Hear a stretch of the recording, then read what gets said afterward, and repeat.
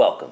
Today we're going to be taking a look at Bus. This is a 3 to 5 player worker placement, pick up and deliver route building game, where you take the role of public transit developers, developing your own bus line in a city that is rapidly expanding.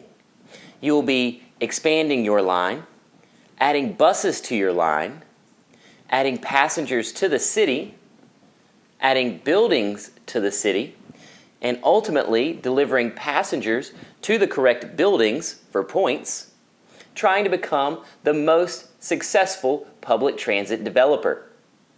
How do you become the most successful public transit developer and win the game? By having the most points at the end of the game. Now that we know what the winning condition is, let's take a look at the components, setup, and how gameplay works in Bus. Now let's take a look at the components. These are the components for the 20th anniversary edition of the game. You have your main game board. In each player color, you have your score discs, action markers, line markers, and bus tokens, passenger tokens, building tokens in each of the 3 building types, offices, pubs, and houses, time stones, bus starting player marker, cardboard bus starting player marker, and a retro bus starting player marker, a set of building tiles with the new artwork, and a set of building tiles with the old artwork, the original main game board, original action board, your original time marker, and finally, your rule book. Now let's take a look at the setup. We're going to be setting this up for a 4-player game, which takes 10 steps. Step 1, place the main game board in the center of the play area.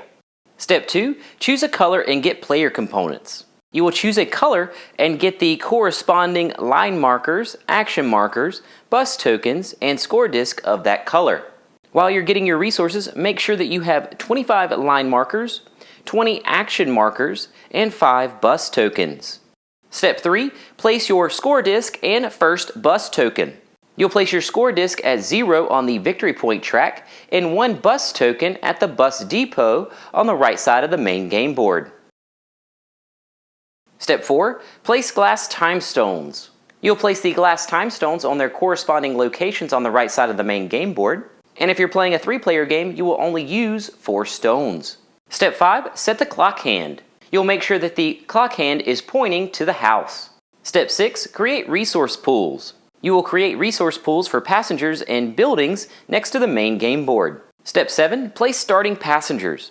You'll place 4 passengers on the 4 roundabouts adjacent to Central Park. Step 8, choose a starting player. Randomly choose a starting player and give them the bus start player marker. So in this case, green will be the starting player. Step 9, place the first buildings. In turn order, you are going to place 2 building tokens in Zone 1 locations. These are the circular locations with a turquoise 1.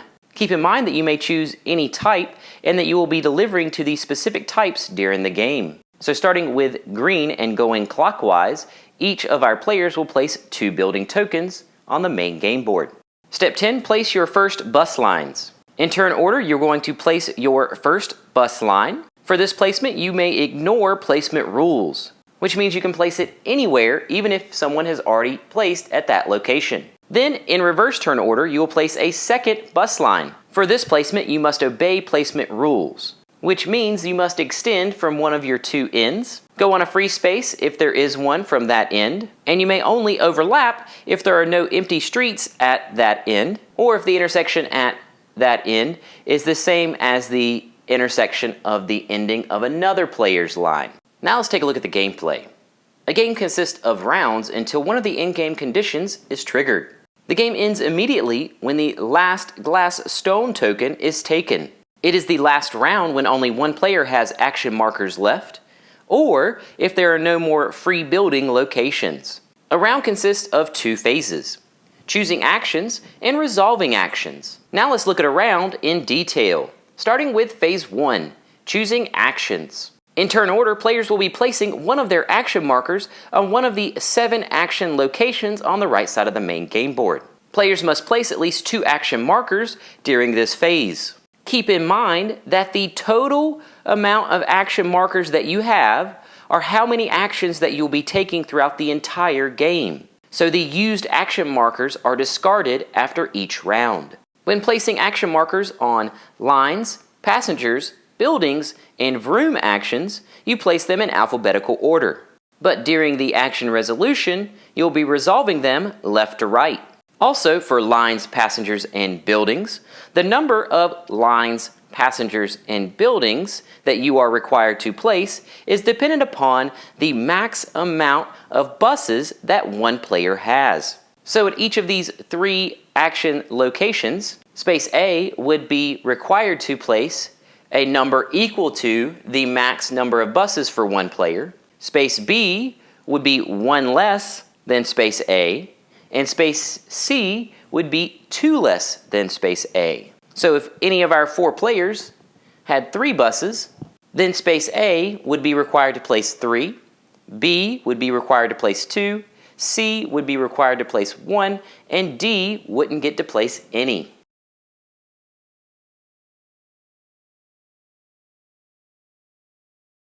After placing at least 2 action markers, you may choose to pass.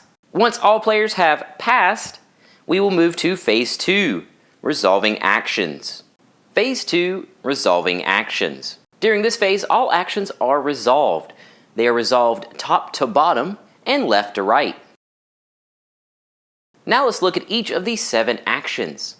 First, line expansion. This action allows you to expand your bus line by placing line markers. Based on the max number of buses that one player has will determine how many you are allowed to place. In space A, it is equal to the max number of buses one player has. Space B is 1 less than the max number, and space C is 2 less than the max number. Keep in mind that you want to watch the max number of buses because you may end up not being able to place anything.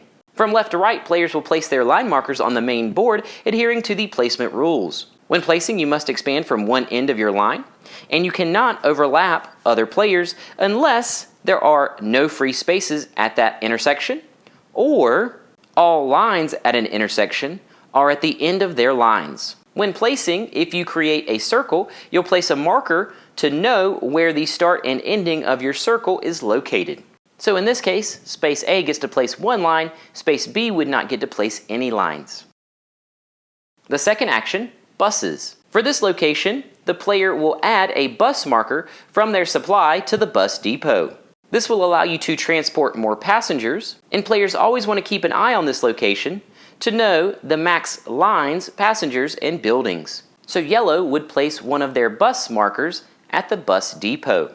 And now yellow will be allowed to run 2 buses during the vroom action, and the max number of buses has increased to 2.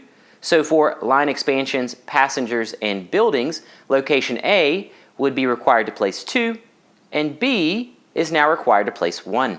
Action 3, passengers. From left to right, this action allows you to place a number of passengers in the city at either of the 2 train stations. Space A is the max number of buses one player has, space B is 1 less, and so on. Keep in mind that you may place the passengers at either or both stations, and if there are no passengers in the supply, none will be placed. In this case, purple is required to place 2 passengers and places them at the top train location.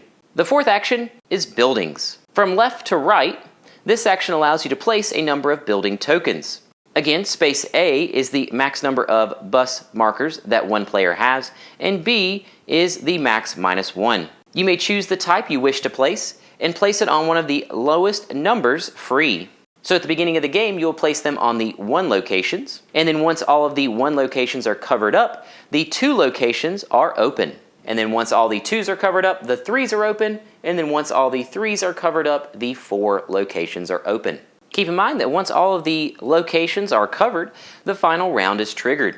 Action 5, the clock. This action allows you to choose if you want to stop time or not. This is for delivery type purposes. So if you do not want to stop time, or if no one is at this action location, the arrow would rotate clockwise. So in this case, it would rotate to the office, which means that for the vroom action, players will be trying to deliver passengers to the office locations. If you choose to stop time, the delivery destination will stay the same, the clock does not advance, and you would gain a stone. Each stone is a negative point at the end of the game. When the last stone is taken, the game ends immediately.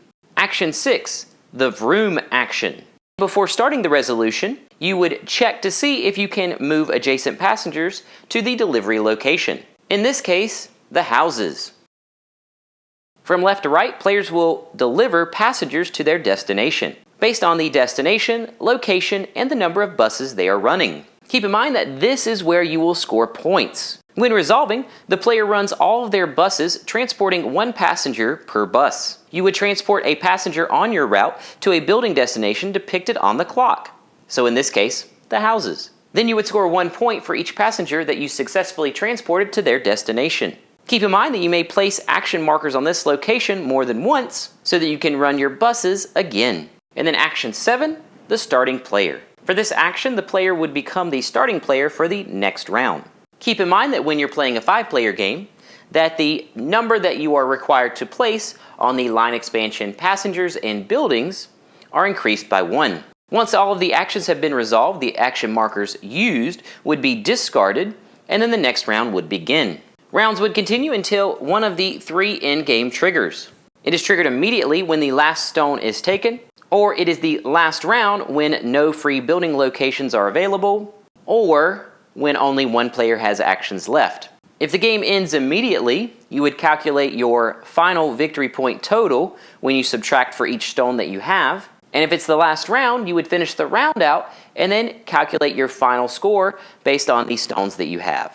Then the player with the most victory points is the most successful transit developer and wins Bus.